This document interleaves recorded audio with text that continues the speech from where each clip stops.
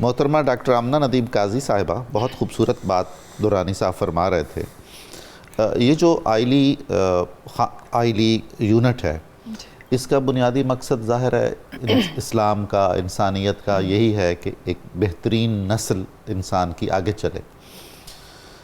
تو قرآن کریم میں جو مختلف مرحلے بیان کیے گئے ہیں کہ بچے کی ولادت کے, جدید علم طب بھی اس کی تائید کرتا ہے, اور کیا ویسے ہی مدارج ہیں واقعتاً, اور اس دوران میں اگر مختلف قسم کے ٹیسٹ کروائے جائیں تو اس میں کوئی قباحت تو نہیں ہے؟ کیا ٹیسٹ کروانے کے کئی خطرات ہیں؟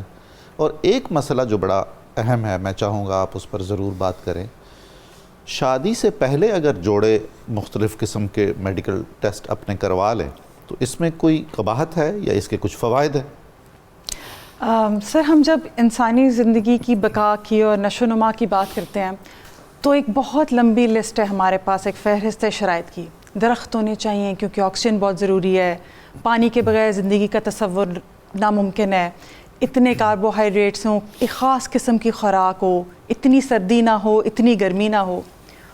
لیکن پھر جب اللہ تعالیٰ فیصلہ کرتا ہے کہ وہ تخلیق انسانی کا معجزہ دکھائے گا تو یہ ساری لسٹ ملٹی پلائڈ بائی 0 ہو جاتی ہے, اور رحم مادر میں ایک سیل سے 40 ہفتے میں ایک جیتا جاتا ہے انسان, جس کو ہر چیز جو زندگی کی شرط ہے احسن طریقے سے پہنچا دی جاتی ہے. سبحان اللہ, احسن تقویم اسی لیے کہا. بالکل بالکل. تو یہ جو جس کو کہتے ہیں نا ایپیٹمی آف کرافٹ مین شپ, کاریگری کا شاہکار, وہ یہ انسانی تخلیق ہی ہے.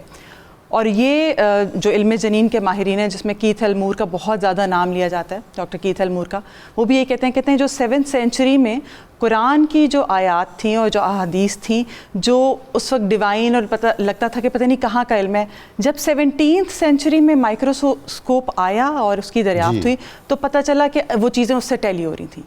تو سائنس تو اس خاص طور پہ ایمبریولوجی, جسے ہم ایمبریولوجی کہتے ہیں, اس کے سامنے ہاتھ باندھ کے کھڑی ہوئی ہے.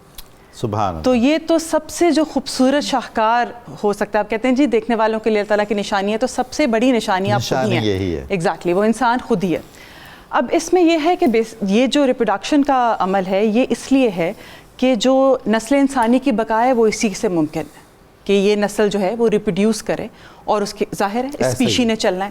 اب یہ ریپروڈکشن یا یہ جو انسان کی تخلیق کا عمل ہے, اس کا صحت مند ہونا بہت ضروری ہے. آپ وہ 2 لوگ جو کسی ایک زندگی کو دنیا میں لانے کا ارادہ کرتے ہیں اللہ تعالیٰ کے حکم سے, وہ کسی ایسی زندگی کو جنم نہیں دے سکتے جس کی زندگی اس پہ بوجھ ہو اور وہ ماں باپ پہ اور معاشرے پہ بوجھ بن جائے. اور اس کے لیے بہت بڑی جو ذمہ داری ہے وہ ان دونوں والدین پہ عائد ہوتی ہے.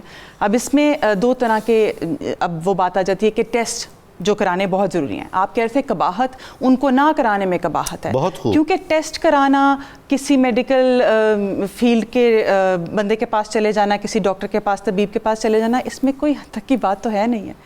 تو یہ سب کچھ تو اس لیے ہے تاکہ صحت کے ساتھ یہ زندگی جو ہے بلکہ شاید ایسا کروا لینا جو شریعت کے مقاصد ہیں ان کی تکمیل کا حصہ ہوگا. بالکل بالکل, آئی وڈ ایگری. تو اس میں نا 2 طرح کے ٹیسٹ ہیں. ایک کچھ ہیں جو رشتہ زواج قائم کرنے سے پہلے ہونا ضروری ہے, مطلب اس طرح نہیں کہ آپ اس کے اوپر ڈیسائیڈ کریں گے, لیکن آپ کو کم از کم پتہ ہونا چاہیے کہ اب آپ ایک ریپروڈکٹیو ایج میں داخل ہونے جا رہے ہیں, کیونکہ اس کے بعد ظاہر ہے آپ صاحب اولاد ہوں گے. اور دوسرے ہیں جو کچھ جس وقت کنسیو کرنے کی کوشش کر رہے ہیں اس وقت ٹیسٹ ضروری ہیں. جب 2 لوگ شادی کرنے کا ارادہ کرتے ہیں تو ان کو اپنے بلڈ گروپ پتہ ہونے چاہیے, جس کو ہم پری نیٹل ٹیسٹنگ, ابھی آپ نے کہا نا کہ شادی سے پہلے جو پتہ ہونا چاہیے.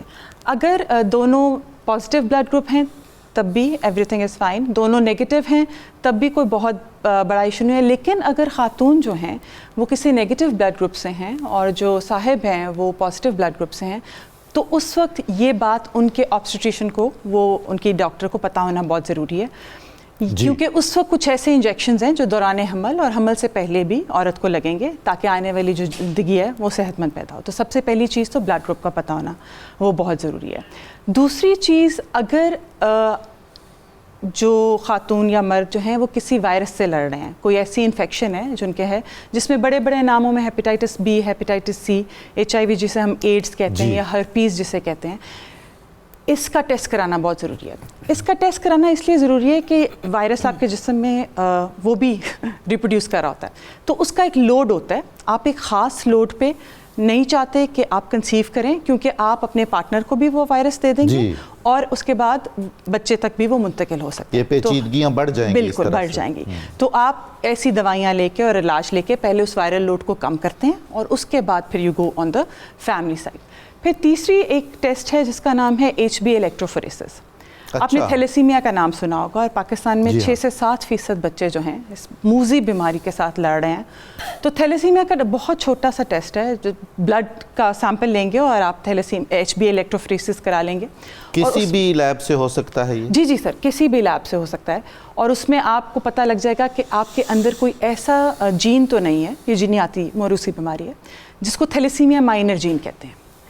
اور آپ کے پارٹنر کو بھی یہ ٹیسٹ ہونا چاہیے. اگر تھیلیسیمیا مائنر نارمل بندے سے شادی کر لیتا ہے دیٹ از فائن, لیکن 2 تھیلیسیمیا مائنر اگر آپس میں شادی کرنی ہی نہیں ہے شادی, کیونکہ آپ ایک تھیلیسیمیا میجر والے بچے کو جنم دیں گے. اب تھیلیسیمیا مائنر وہ ہے جو سمٹمز نہیں شو کر رہے, ان کے اندر وہ جین ہے لیکن وہ سمٹمیٹک نہیں ہے. لیکن اگر یہ 2 افراد آپس میں شادی کر لیں گے جن کے پاس دونوں مائنر ہیں تو ایک تھیلیسیمیا میجر کا بچہ پیدا ہو جائے گا. مطلب خطرہ بڑھ جائے گا ایسا؟ نہیں, وہ پیدا ہوگا. خطرہ نہیں بڑھ جائے گا, فار شور آپ کے بچے کو تھیلیسیمیا ہوگا.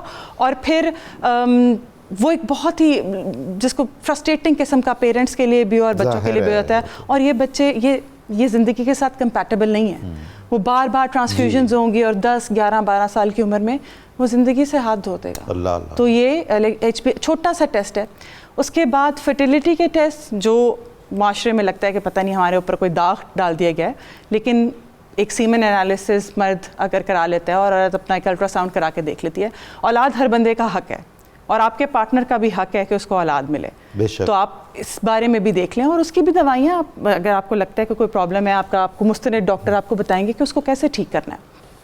اور ایک چیز ہے جینیٹک کاؤنسلنگ, ایک جینیٹک کاؤنسلنگ بھی اور جینیٹک اسکریننگ بھی.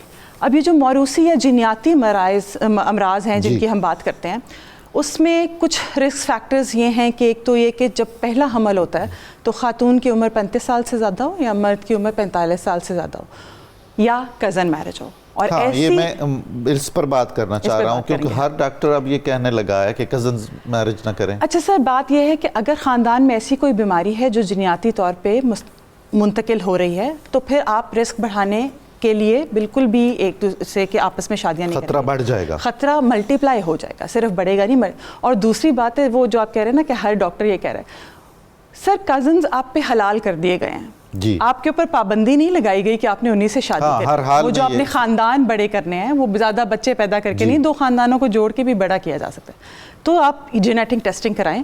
اگر اس میں کچھ ہے تو پھر کوشش کریں کہ اجتناب کریں, ورنہ ظاہر ہے وہ حلال ہیں آپ پہ. بہت خوبصورت, بہت عمدہ انداز میں آپ نے ہمیں باتیں سمجھائی ہیں.